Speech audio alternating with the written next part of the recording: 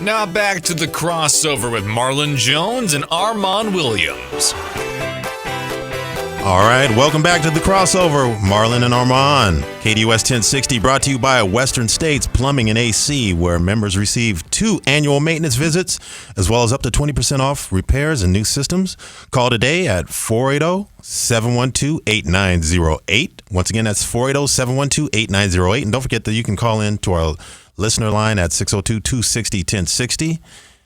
And be sure and strap in for Biketoberfest at OTG Sports Grill from Wednesday, October 4th through Sunday, October 8th. Marlon and myself will be taking part in that weekend. Biketoberfest week includes a Harley-Davidson raffle, poker run, live bands, and a Miss Biketoberfest pageant, beard contest, barbecue cook-off, raffles, biker games, food trucks, vendors, and more. It's a week's worth of great live bands, food, drinks, atmosphere, and bikes, baby. It's going to be crazy. Absolutely. So check it out. Be sure to check it out. OTG Sports Grill at 801 South Power Road, just north of Southern Avenue and Power Road in Mesa. You're right, Marlon. It's going to be absolutely wild. I'm looking forward to it. I'm looking forward to that, too.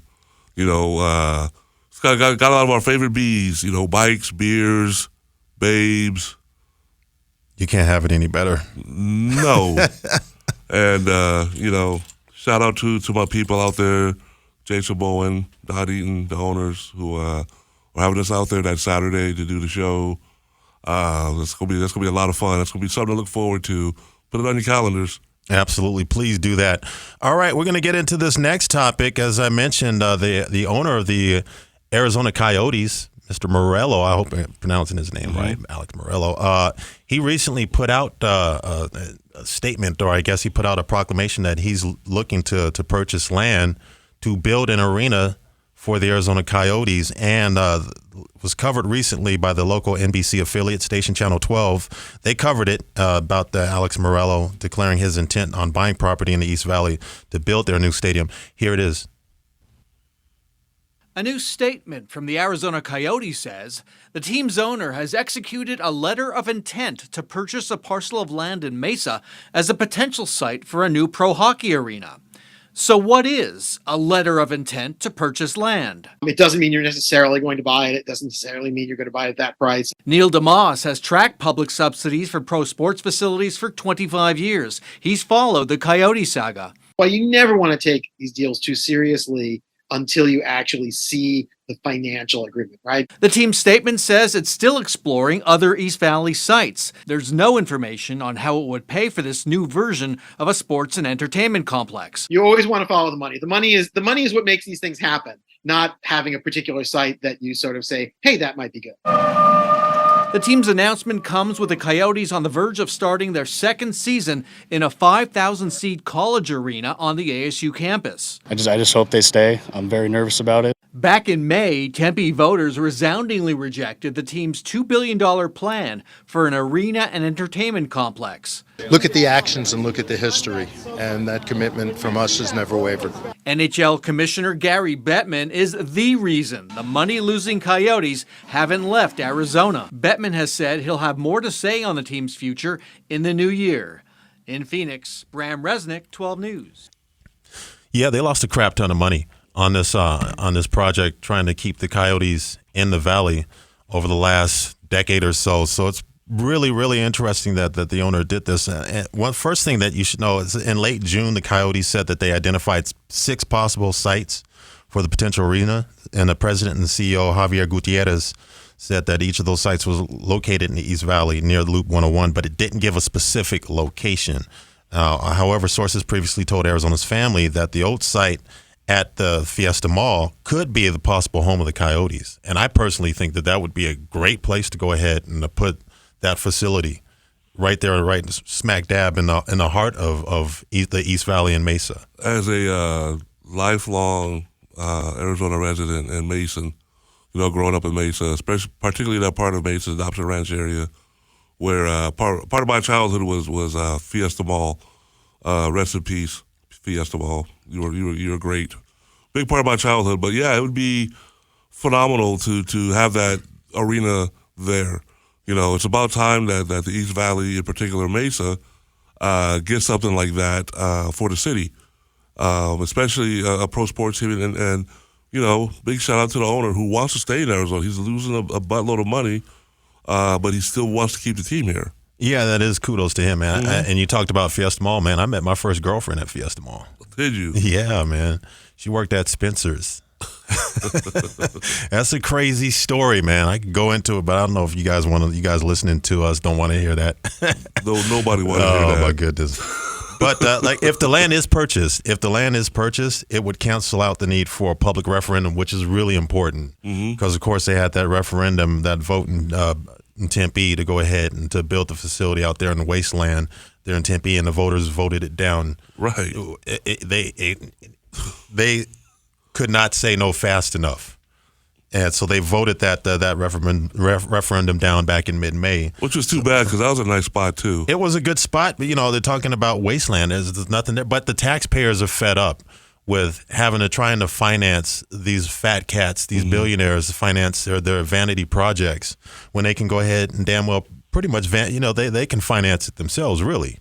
And True. You're starting to see that trend. You saw it with the Los Angeles Rams. Them building their facility out in Carson City, California, you saw that was private money or private financing and funding in order to go ahead and do that project.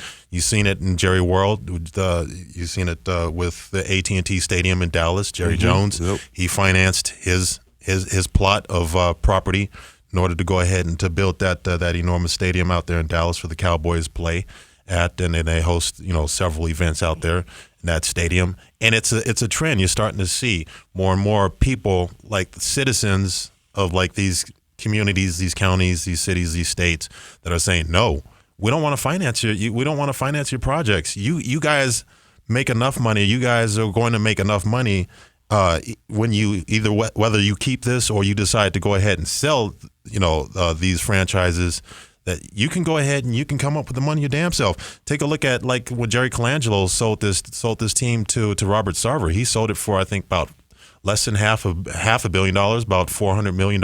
Sure. Something like that. Robert Sarver, what did he sell the team for recently? Oh, yeah. Like what was it? I don't know, I can't think of the number, but it was well over $1 billion. Yeah, that's what it be. It was well over $1 billion that he sold the property for, and these properties continue to go up in value. So they can finance these projects. Put a little bit of money. They can get trust me, as difficult as it is for somebody like you or me in order to go ahead and get financing, it's pretty easy for those guys to get financing and to do it at low interest rates and then be able to go ahead and work with partnerships or work some inside deals in order to get that property probably cheaper than most of us would be able to. Yeah. Yeah, like I said, too, I think it's a perfect location. Glendale, that was just a difficult commute. Oh, even the Cardinals game. That was a terrible commute. Yeah, it's much easier for the Cardinals because that's once a week. You're talking about a Sunday where it's a weekend. True. People are more apt to go ahead and travel out from, Gilbert, Mesa, Chandler, wherever out in the East Valley to come all the way out west. And it's kind of like a little mini holiday or whatever. Whereas you're asking people like on a Tuesday or Wednesday or a Thursday or a Friday. Well, maybe Friday is a little bit better, but like on a Monday, Tuesday, Wednesday, Thursday, to go all the way out from the East Valley, and that's where their base is in the East Valley. That's why I think it's so critical and crucial for them to be able to go ahead and to build themselves an arena out there, get a plot of land, build an arena. You can go ahead and you can wash away the need for a referendum, and you can put together a nice facility, a nice hockey facility, and you'll be able to keep it here. And you can make this thing permanent. So absolutely kudos to Meruelo and to the organization for pushing forth the initiative. Because I thought once they lost that referendum back in mid-May, I thought that was curtains for the Coyotes. I thought they were definitely done deal. I thought they were going to go out to maybe to say. Seattle, they have the crack, and I thought they were going to Salt Lake City because there are rumors that Salt Lake City was really interested in the hockey team, and you would be able to keep them out west. So I thought that was about a done deal. They were done. Well, it'd be nice to get that area revitalized and up and popping again like it used to be. Back when Bobby McGee's was there. Yeah, Bobby McGee's. You are dating yourself, man. You are dating yourself, hey, man. You know what? It's okay. But right now, of course, they're playing in Mullet Arena. Yeah, and then a yeah. little hockey ring in Arizona State University. It's And a nice little arena. It's a nice little cookie arena. cutter. It's a great arena, and what they did with that arena was real helpful with ASU, especially with the locker facility, because they wanted that up to NHL standards for them to play there. So Yeah, but they got to get out of there eventually. Oh, yeah, They can't for stay sure. there for maybe a couple more years. All right. Coming up next, I'll share with you why things will get worse before they get any better for the Arizona Diamondbacks. And you'll get that right here on The Crossover, KDUS 1060.